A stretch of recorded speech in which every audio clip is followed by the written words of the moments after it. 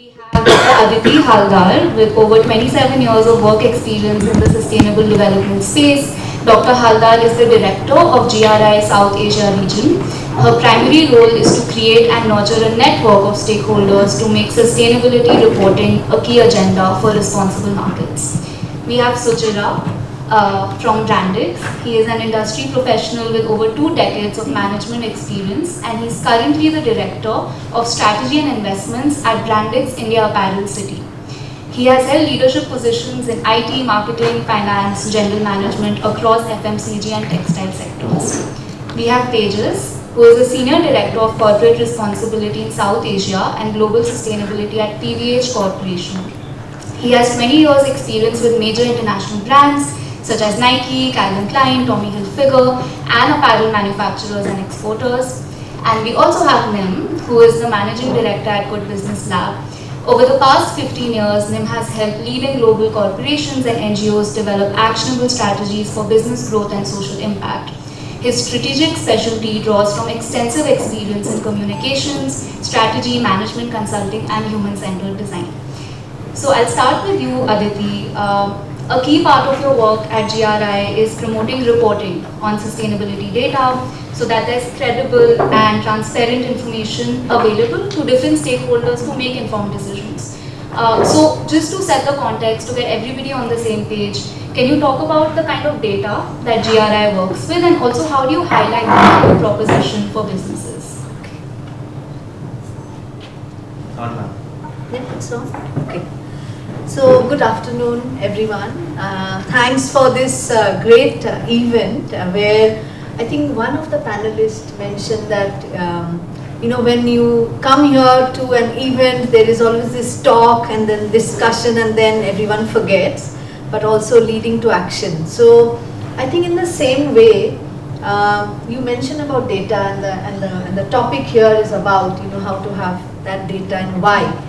So to set the context, I think we were hearing about people's life being changed from the morning.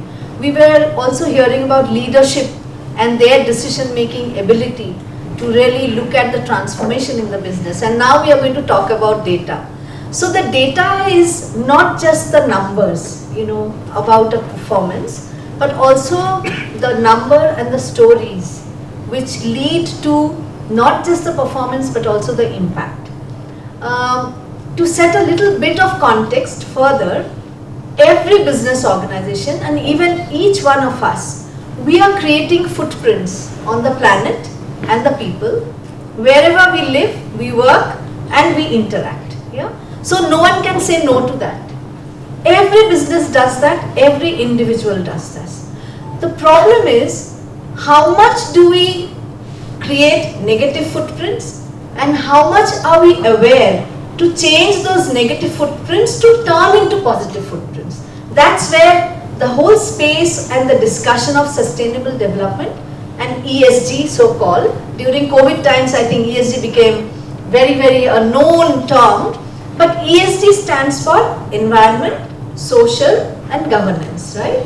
So environment is because we are all creating footprints on the planet, and S stands for social because we are creating impact and footprints on people around us with whom we are interacting.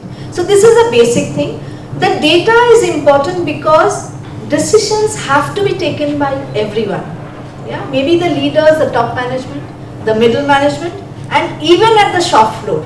So it is not about decision making only at the top, but also at the shop floor. Maybe shop floor people take decision every day.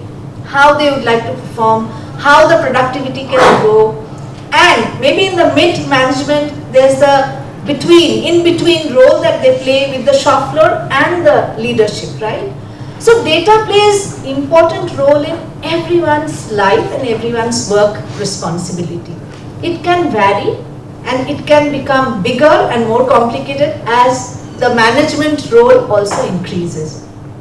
The GRI, which was formulated in 1997, it came out of a big oil spillage in the Pacific, when the oil spillage led to a lot of deaths, not only in the ocean life but many other factors.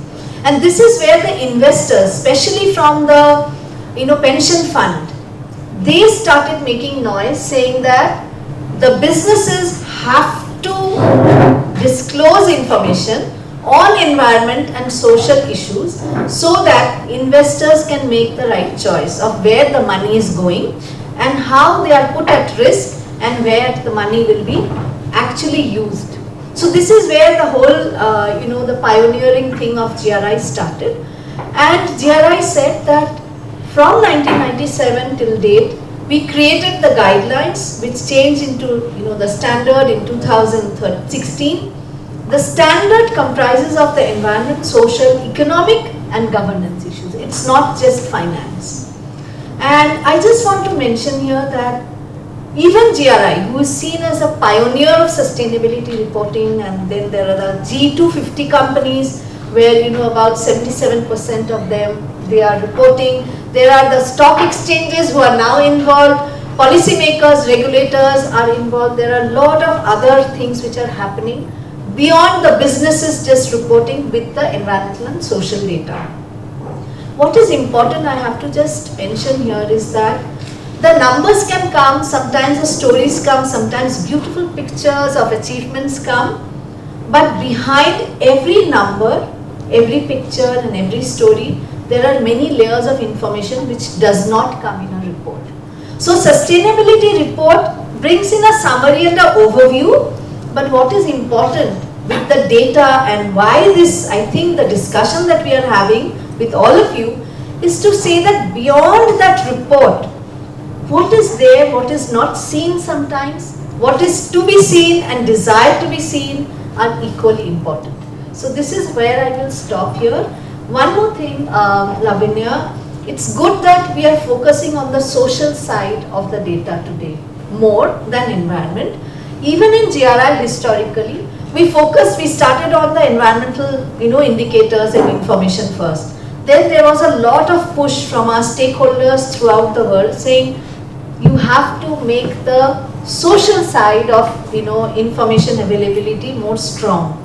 So at this point of time, you will be happy to know that GRI standards is going through a change through a 2-year process, and we are looking at actually human rights, which is the core of the universal standards of GRI, but the human right also spilling itself on the labor topics. So there are about I think 9 or 10 topical standards which is going through a change, and this is I think a great moment for us to interact more. Yeah? That's lovely. Thank you so much, Aditi, for starting at the individual level, giving us a sense of the system. We'd love to collaborate with you to contribute to that human rights framework. I'll come to you now, Tejas. As a brand who sources from multiple factories in the region, what role does data play in furthering your sustainability goals? Yeah, so thank you first of all for having me here and with this wonderful panel. As you asked what role data plays an immense role for any organization to formulate their strategy, a business strategy, and also to formulate their sustainability strategy, right? So like any other brand or any other organization, PVH has been around for 100 plus years as a company and an organization. We also listed on New York Stock Exchange, and it's one of the oldest companies. Last year we completed 101 year. This year is 102nd for us. So it's been that long, and therefore I think we have been part of all the other governance procedure which is required to be and in order to have our sustainability strategy in place, which is focusing on 3 pillars.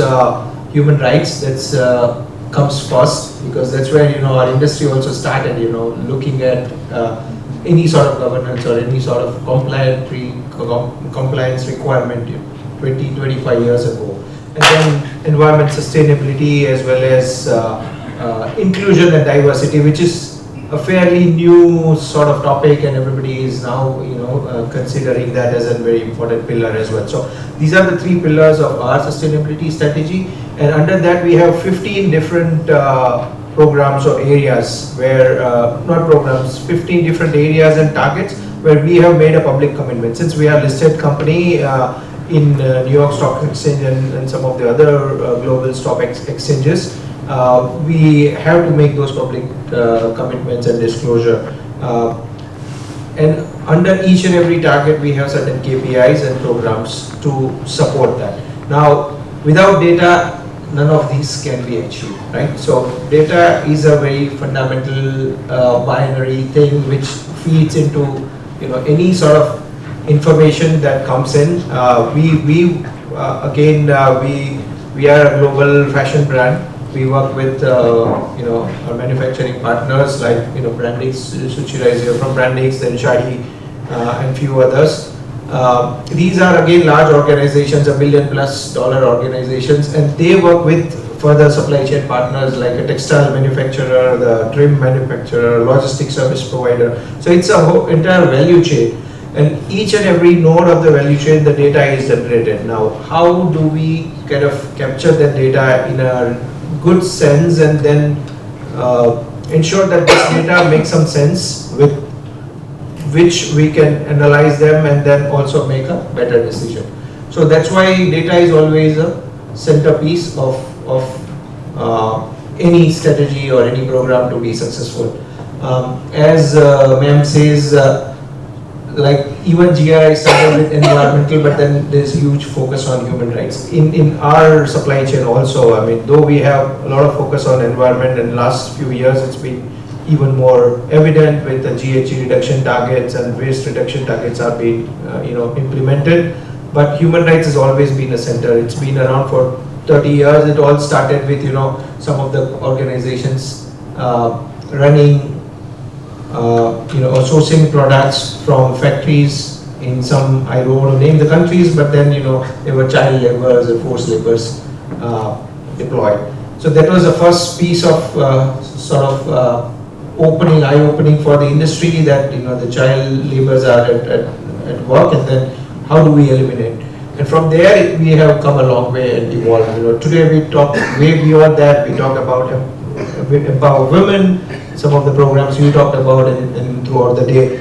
We talk about amplified worker voice, where worker voice are heard and it is represented in true sense. We talk about transparency and traceability, so our whole supply chain becomes visible to everybody to see where we source from which country, working conditions inside the factory, the health and safety aspect of the worker. So it's been a long way since then, but for every single program or process or policy that is implemented, the data is a single source of truth, and how do we use it? That is why we need probably the organizations like GBF and platforms where we can make collaboration, partnership, making more sense of the data and take a good decision. Thank you for sharing that, and maybe others in the room will contest about data demands from your buyers, and what kind of data systems have you built internally in your factories? So a little bit about Brandix so that you know where I come from. So we are a global apparel manufacturer. We are operating in 5 countries in terms of manufacturing. India being one of our largest locations. We are in Sri Lanka, Bangladesh, Cambodia, Haiti. We have design studios and trading houses elsewhere. We have about 65,000 people working across the group for us. And we have an apparel park in Visakhapatnam in Andhra Pradesh in India, which employs around 20,000 people in that single location. 80% plus are women from the surrounding areas. So we feel the weight of the responsibility that all the ESG targets bring, and we feel the real value of it in terms of social aspects by just looking at the impact that we create in the surrounding areas. So data means a lot more to us. Like we discussed earlier, it's not the numbers. It's not about complying with the reporting requirement, but it tells us a story, and it's something that helps us take ownership and be proud of. So we have a special interest in looking for data, in storing, in analyzing data, and because it tells us what we need to do more of and what we need to stop from a broader social perspective in terms of creating sustainability.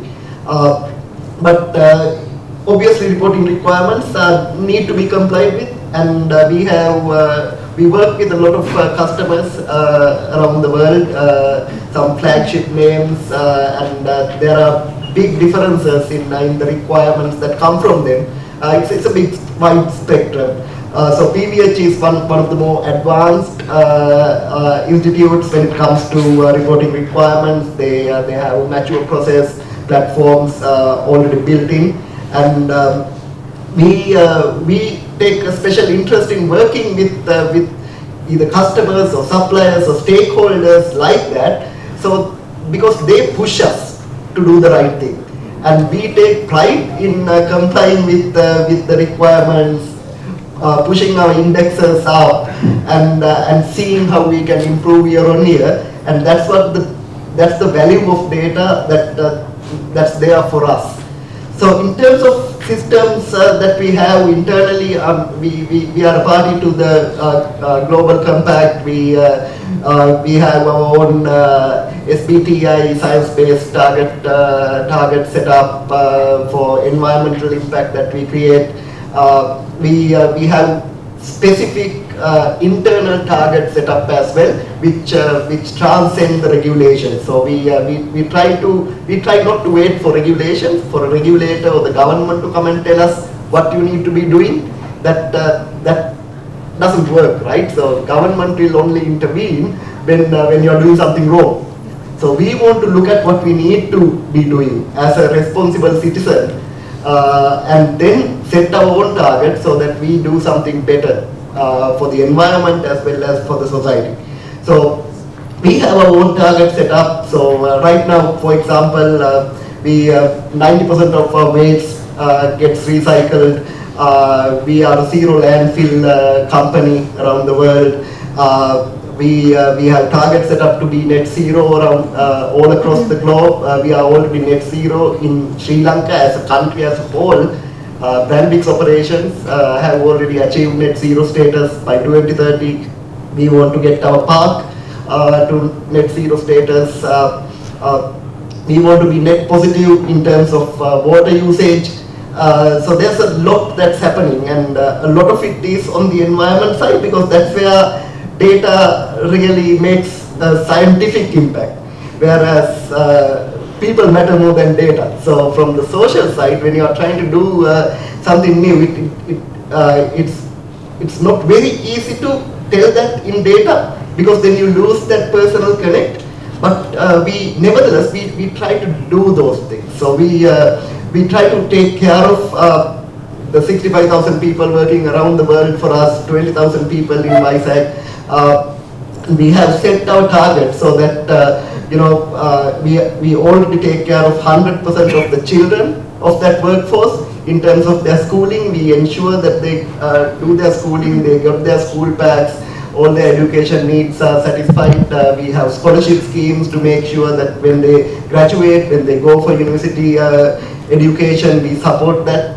And we have targets set up so that 90% of their personal needs in terms of hygiene, well-being can also be addressed by the company in the next 5 to 10 years. So we are almost there. So that's the sort of data-driven targets we try to set up, and we collect a lot of data to support our journey to measure ourselves internally as we get there.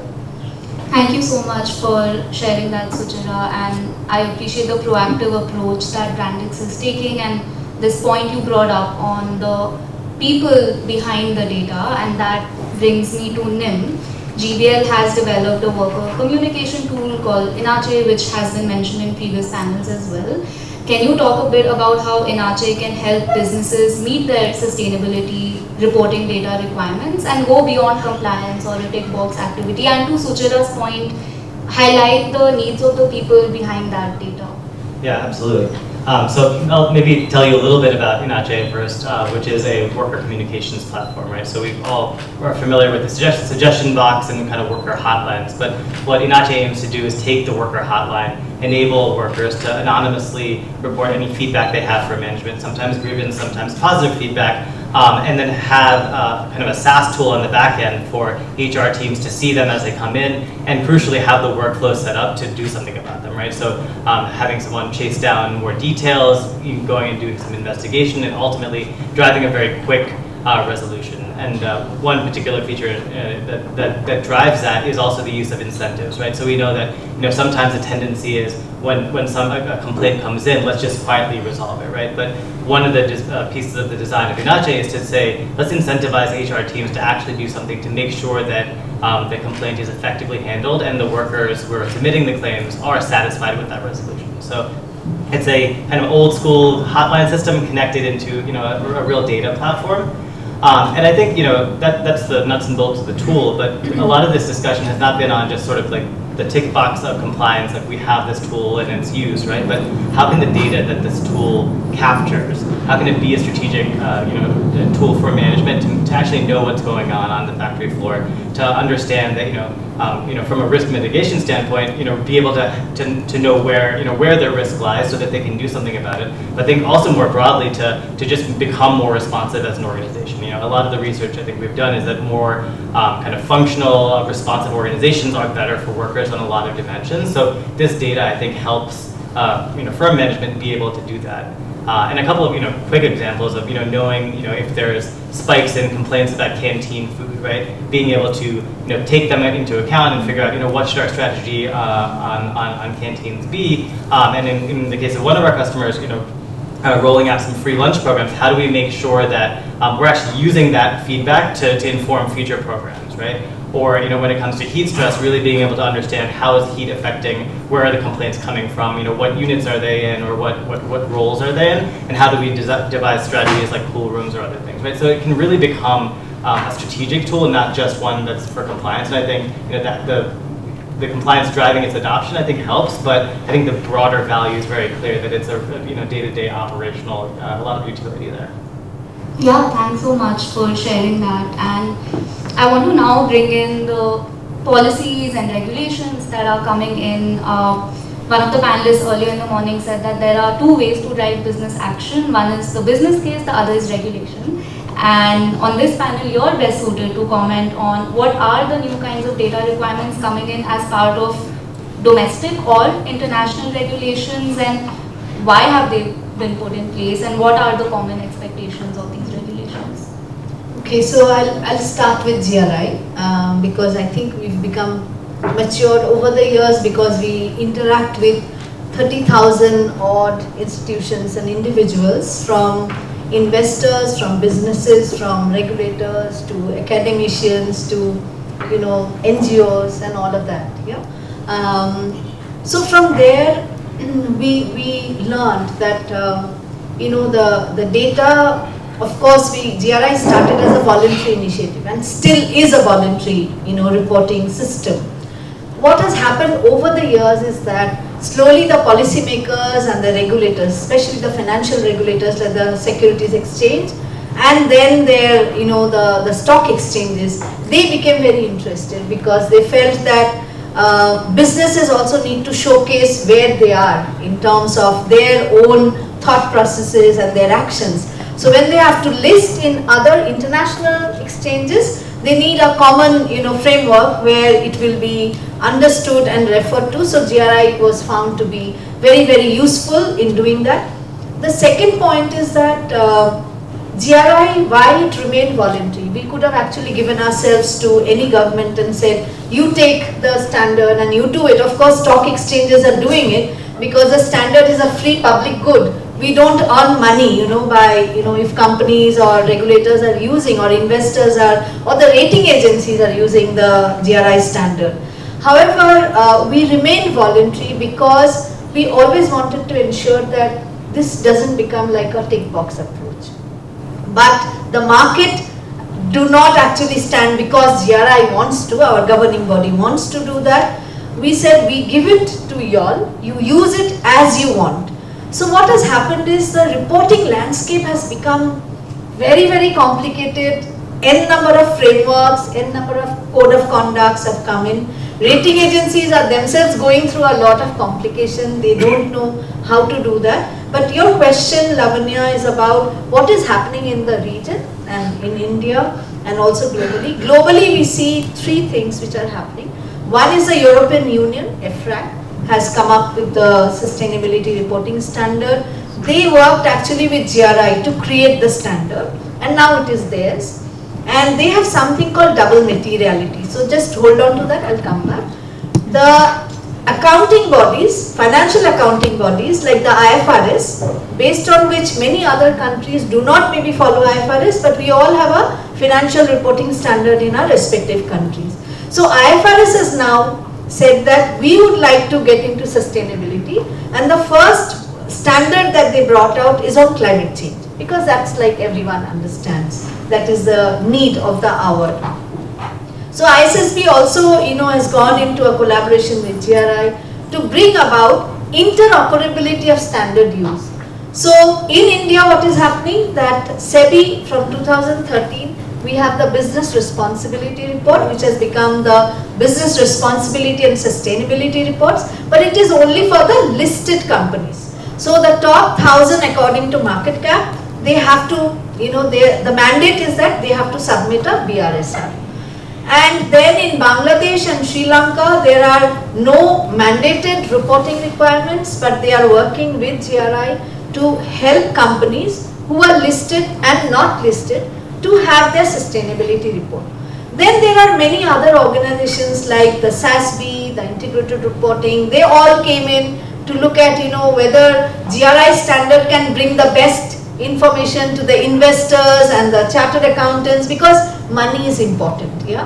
Money in terms of looking at where the social and environmental impact is also very, very important, and that is where the concept of double materiality and why GRI remains to be voluntary, because we really coined the aspect of materiality. That means if there are 100 topics that the businesses need to take care or they want to report, out of 100, which are the most relevant and most important and significant for the business and stakeholders. That is why I think GRI became very popular and still is. The double materiality came up because GRI was seen to be like, it's a standard for altruism. Because the bleeding heart is there and therefore you want to take care of people and planet, so you do the report. Actually, it's not true. It is about hardcore business in the long term, because in the short term we are very used to having our KPIs every quarter. You just mention about your productivity and your financial bottom line going up. But in the long term, the decisions what you were mentioning and you, I think it is all about the big strategic moves of the business. And that's where GRI comes in, to bring in the concept of materiality and say, look at few, but do not only report but take action. And that is where I think this whole landscape of materiality is increasing. We need to understand that businesses have to have their own pains. It is not that, as a civil society or an academic institution, we make noise and say, you have to disclose so much. It's not about that. It's actually to say, what is that purpose of reporting? So that's where I think the difference is between a compliance that mandates everyone to form maybe a baseline of information that is required. But above that, what Suchira you were mentioning, that it's above that baseline to see, and you also mentioned that it's about decision making, about the risks and opportunities for every life and every part of the planet which will be disturbed because the decision was not right. So I think if we come to compliance, there are all these stock exchanges who are coming and saying that this is compliance. There are the chartered accountants institutions which say that your report has to go through an assurance, this is compliance. There is the European Union who have given this sustainability reporting directive, and how are we going to be having that implication, because the supply chain is connected to the European market. So there is no way that we cannot say that we are closing our eyes and we just look at India. No, it will not happen. I think IFRS is now building muscles to bring GRI with the interoperability. EFRAG has already done the interoperability, and they are trying to say that we are not just talking about money, we also have heart, we also want to take care of people and planet. So that's where the reporting landscape is. At the moment, I would say that if there is so much, then what should you do? I think just focus on what is really important to the business for its prosperity, what is important equally to the people for their prosperity. Then I think everything will be sorted. The other thing, about the social dimension is that it is not in silo that the social dimension remains. Every social, impact arises out of an environmental or a financial decision. So for example, is the topic water a social or an environmental topic? I think, yeah, that's a great point, because So I think we need to really understand that our lives are also interconnected, but so are the environmental and social issues. They are interconnected. And therefore, data which comes out of the social system has to be linked to the environment and finance. And that is where business leadership can play a major role. that's a great point, especially on the intersectionality and so many legislations coming in. It sounds like a lot. So Jira, as someone who's on the ground, how are these regulations affecting you? And What to regulate, what not to regulate, what is to be left for self-governance. So it's a lot of churn, and we see a lot of it in EU with the European Union regulations that are still coming out over the next few years. They will detail out a lot of those regulations relating to sustainability. And with those, a lot of new reporting requirements will also come up with specific reporting platforms, etc.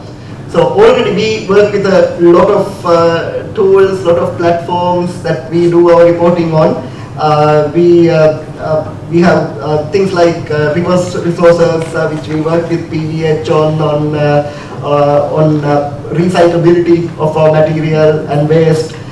We have the Better Cotton Initiative, where we look at cotton supply chain and how the farmers, from the farmers onwards, how the supply chain can make a better impact on the environment. We have SLCP tool, which again the PVH is also a party to it, which does comprehensive audits on social and labor aspects of the organization. There are more than 2,000 questions, I believe, that we have to answer. So a lot of that happens, and there are certain voluntary reporting requirements that we fulfill as well for our own sakes, and companies like PVH also push us to be better in those aspects. HIG index is one. We do HIG audits all across our plants, and so far the plants that we've covered, we had a score of over 86%, which we believe we can improve further on. So anything below 100 is not par for us. All these actually has a cost attached to it as well. And now European Union is trying to regulate that as well, so that there's no greenwashing. You can't just go out like 10-20 years back. You would go out and say something that sounds good in your annual report or sustainability report. Yes, we've achieved net zero carbon status. Nobody's going to check. But the world has changed. World has moved on from there. Now greenwashing is a bigger black mark on you than actually not saying anything. So we take what we claim very seriously. So that's where data comes in and helps a lot.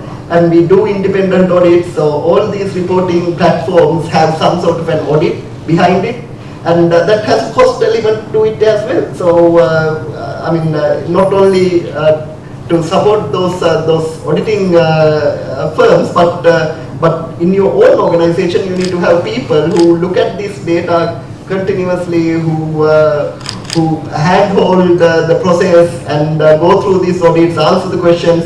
So there's a lot of resources that are not in commercial terms adding productive value to the value chain, but they are nevertheless very important in making sure that you have a sustainable operation moving forward.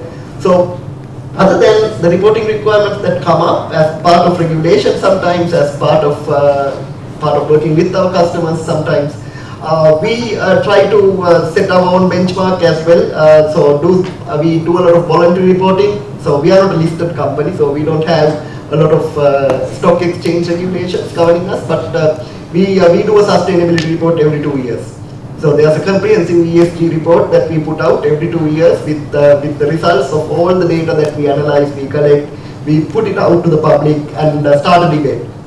We don't only share the good news, we share the bad news as well. The idea is to create an engagement, create a discussion, debate. We need help. We are not there yet, and we are the first to accept that. We still have a long way to go. And we put the report out with the data, expecting people to start a debate with us and help us improve what we do. So that's sort of how Brandix looks at it. Yeah, that's great. Thank you so much. And we have about 10 more minutes, so I would request you both to keep your responses brief so we have some time for audience Q&A. 2,000 questions is a lot. So as a brand, Tejas, how are you looking at common industry tools and bringing in different stakeholders and ensuring that there's supplier buy-in?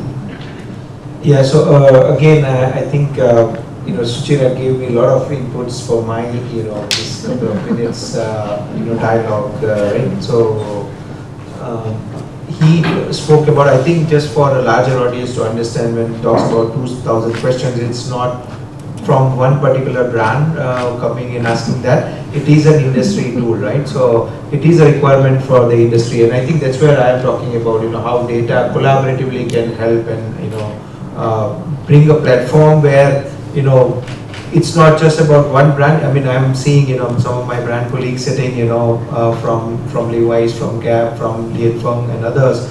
We all very closely work and collaborate on multiple regulations and requirements, compliance requirements, right?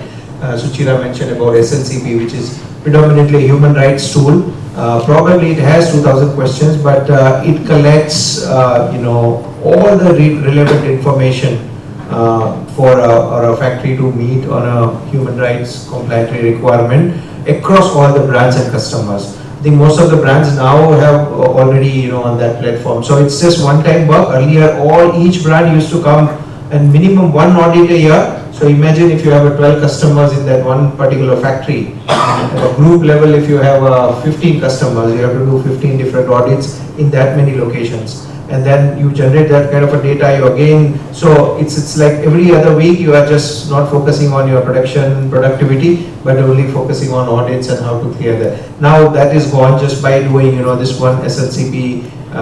That is true, you do a lot of self-assessment, so all these questions you self-answer, and then it is verified by the third party, and that results are accepted by the brands, and based on that, brands do their own ranking and rating to the supplier. So that's how it works. Similarly, on environmental side, HEG-FEM, again it has multiple questions because it's evolving. As we heard from ma'am, there are so many regulations coming in, right, from the Europe, from United States. There again, different states like in New York has their own, regulations. California has their own regulations. So at some point in time, in India we have BRSR. So if you look at some point in time, I'm assuming that there will be a common platform where most of the regulatory requirement will become as a one common requirement or a standard, where we'll be able to just follow that and then create the report. But for now, again, what we try to prep ourselves for that situation just by going for the industry tool.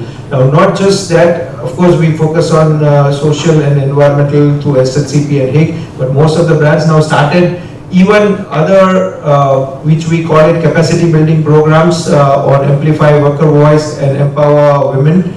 So here, I think some of the brands like us, Gap, Levi's, we are collaborating on a RISE. You heard a lot about RISE this morning.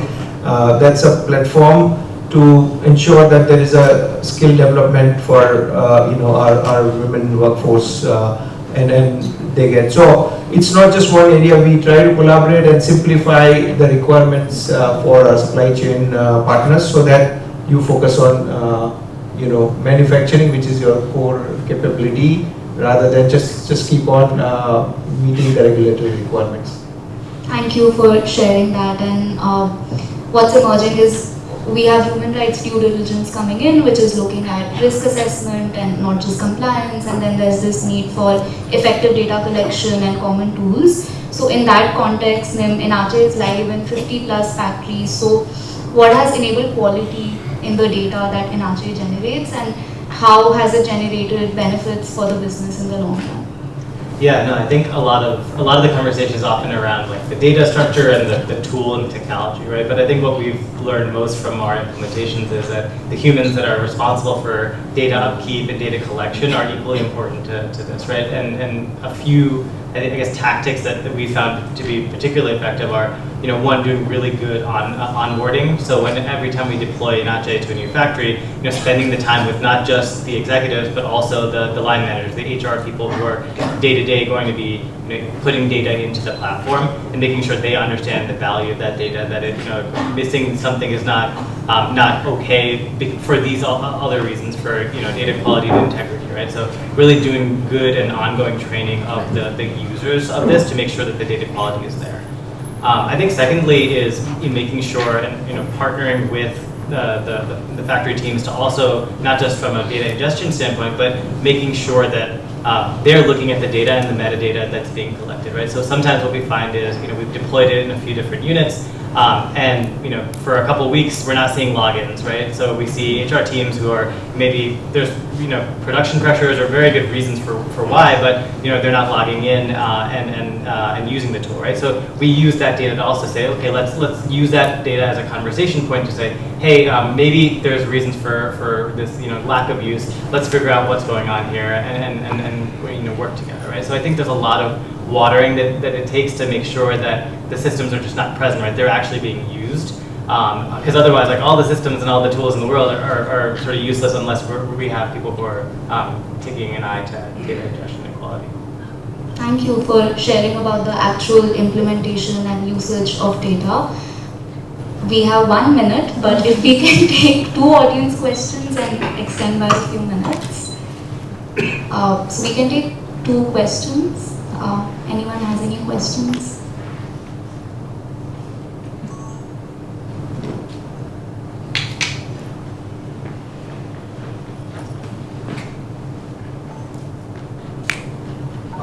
Can you hear me?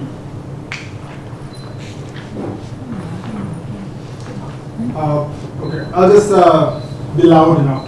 So I'm Kapil from Garg, and yeah, we're working in Brandix, we're working with PVH and all. So question to Suchir actually, and congratulations on all the great job you're doing in Brandix. I'll take another route, since you are doing excellent in the worker well-being and all, so that means there are lots of training happening inside of the factories. So my question is, that means there are lots of training fatigue among the workers. So how are you addressing that particular point? Disparity or? No, training fatigue. Fatigue. Fatigue. Training fatigue. So we monitor how much training that we do and the time that it takes. So and we report it as well. So a couple of things on training. So we have 20,000 people working in Visakhapatnam. We have trained over 90,000 people, individuals, over the last 10 years of working there. So training matters quite a lot because it's not only for you in that location, not only for your production, but there's a lot of people that you train, you bring into the industry from farming communities that keep adding value to the economy. So it has a very big economic value that comes out of it. So we are very proud of it, and we keep trying to improve on that from that aspect. Now, when it comes to fatigue, so I don't think there's a lot of fatigue that comes in, especially in our industry because of training. So when you actually training happens, especially when you hire a new recruit. So we have 3 weeks of pretty intensive training that we take them through. We have specific methodologies that 5G training, etc., that cover not only the function of sewing 2 pieces of fabric together, but also how they can work in an industrial environment, to sanitation, to everything. So it's sort of live training, and that's the start. And then once they are on the job, there are very well formulated training programs that we do with a lot of our customers like PVH, like Gap. We have programs called PACE, RISE, that take them through life skills, personal finance management, etc., which add value to them. Now, how we do that is, how we monitor that is we look at the training hours spent all across our network, and we see on average how many hours have each employee gone through. So per employee right now, to be honest, we have something like 0.25 hours of training ultimately that comes up. So it's not that people have too much training, I believe. So we believe there's still room for us to improve their skills, especially when it comes to laddering machine operators up to management level. That's something that we are pretty ambitious about. We want to drive that in a very powerful way. So we have management development programs to pick people up, train them, and make them go up in life. So that there's more to do. So this 0.25 will definitely grow quite a lot into the future. And if I can just add something to what Suchira said, right, and to answer your question, see, there are two things here. One is, of course, when we talk about the training, there are basic training required for any worker. It's like you get employed, and then it's like basic employment related training that they do it. But what we are talking here, focusing on like likes of RISE and PACE, is more about career advancement and upskilling. And the kind of training they get, first is that these trainings are all inside the working hours. So workers don't overstay, right? They within their 8 hours of work, these trainings are conducted. Secondly, they are so interesting, and I think you yourself know, I mean, sometimes I sit through some of those training sessions and I wish that our education system should be upgraded, to match to some of these trainings. And it's such a amazing content, and the way it is delivered, it's amazing, it's wonderful. The workers are able to learn from that and get some sort of career aspiration, which was never the case in our industry. I mean, they want to just put their head down, work for 8 hours, just get back home, take their salaries. But now we have some success stories, and we heard from them, right, like how they have rose the ranks and be able to create a career out of their jobs. So I think that is what something which we're looking at, and I think that's where the industry is also looking at. Without that, we won't be able to meet even a percentage of what we have in front of us, right, in terms of regulatory requirement and expectations from investors, from governments, and from everybody. So I think it's the other way around. It's not a fatigue. It's probably uplifting of the spirit. If we get through these trainings, the workers are really motivated to continue what they do and then improvise on that. I just wanted to add to this because it's about training. You asked. Actually, human beings are the only species who is different from others because they have this education and ability to learn, and promoting education is also human beings' responsibility. So training, we look at it as a burden, but unless there is education to learn new things and innovation and creativity comes in, I don't think businesses will also grow. So I just wanted to bring that point that education is really core. So even in GRI, we have a education platform, GRI Academy, whereby what you said, even the senior leaders are attending some courses on the basics of sustainable development and reporting, and they find it very encouraging to look at it from a different dimension. And one last quick question. Yeah, hi. Can you hear me? Yes. Yeah, hi. This is Sridevi Kalvakundu from Walmart, and I had a quick question anyone on the panel can answer. So data is really a means to an end, right? So I was curious if any of you could share from your experience of how that data, once it's been established and is viable and robust, has actually changed behaviors for the better, and some of the tactics maybe that you use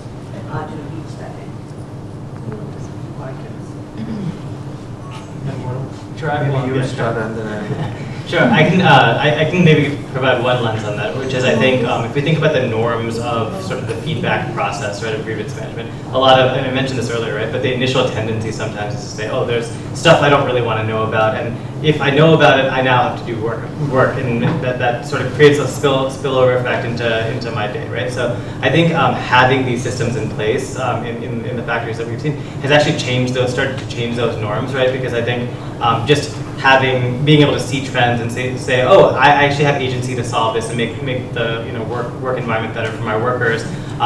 I think adds to the agency that individual people on the HR teams have. Of course, financial incentives also help with that, but I think that's like one tangible way that the system and by way of that the data is actually changing some of the norms that may allow things that we don't want to persist, right? So that's, I think, one tangible impact of the solutions that we've had. please go ahead. Give a quick example on one item, let's say water. So when we look at water, first of all, it's a cost. It's a utility that comes into the manufacturing plant, and it's a cost, and we try to reduce it. So that's where you start from. And then you do a water sustainability study to see how much water is available in the neighborhood, how the prices change, and do all that, and have conservation measures. You collect rainwater, you recycle water, and then you start reducing consumption itself. And you start educating people not to use too much water when washing hands, don't keep the taps open. All of that actually can be measured. So we track each point of water usage and waste, and we keep educating people, and we've seen drastic improvements in a plant in water usage. In some cases, we've reduced water consumption almost by 60%.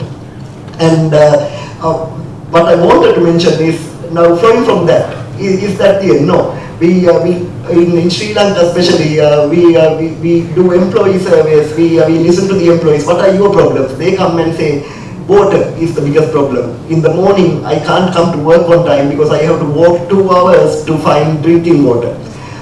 Because there are areas with high mineral content where you can't drink the water in the neighborhood. So we realized, hey, look, we are water people. We know how to clean water, we know how to get this done. So we started programs. First we took care of our own people. Any employee that comes to the plant, if they don't have water in their village, we go and set up a well and a water cleaning facility.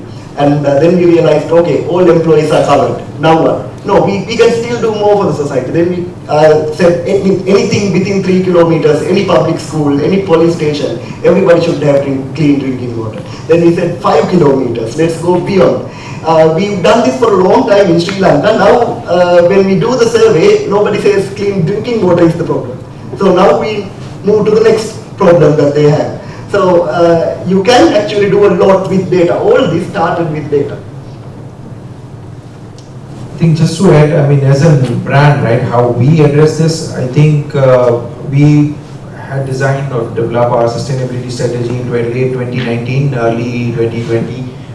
Ma'am spoke about the materiality, right? So that's where every organization starts, like identify, the materiality issues which your company, your organization affecting. And then based on that, we define, and again, in 3 different areas, environment, social and governance, under those 3 pillars, we had 15 priorities, and those 15 priorities we started working on. Now, initially 2020, 2021, due to COVID and other things, we could not do much. And the data we were presenting, and we were, every quarter we presenting this to the board, and we have a CR committee in the board. So it looked very ugly and it was very uncomfortable, just presenting out there where you are in single digit, you are targeting 2025 to be 100% to whatever, right, on a higher double digit numbers. So that was a starting, but then that's where, also we understand that some of the areas where probably our targets were not realistic, so you need to, do some sort of iteration.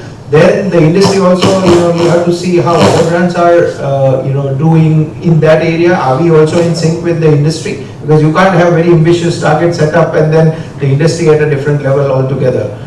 So like we have a living wage target also is one of our public commitment, but then we have to see it has to be realistic. So we chose certain countries to go with, and then then go after the other countries, right? So I guess it's going to be tough, but unless you make a start and start looking at the data, how it is coming together and how it is translating into the sort of a scorecard or dashboard which you present out. Now we have brand level, we have company level dashboard, we have individual brands like Calvin Klein, Tommy Hilfiger, they have their own. We have regional sort of a view or dashboards, and we have supplier dashboards also, Red King. And so I mean here we have some of the suppliers. So Brandix is ranked X in our, and then we need, based on that we decide like whether our future business strategies with Brandix or XYZ vendor should grow or should reduce. It all depends on that. So I think it's just something which you have to make a start and probably get comfortable with, and the data is the only supporting point, right, will get us there. So That's great. Thank you. And that ends the panel on a good note. We're over time. Key takeaway, just want to leave everyone with this. There's a lot of data. Data is only the starting point. It's important to have good quality data and data that can actually feed into decisions and actions. So thank you so much for sticking through with the last panel.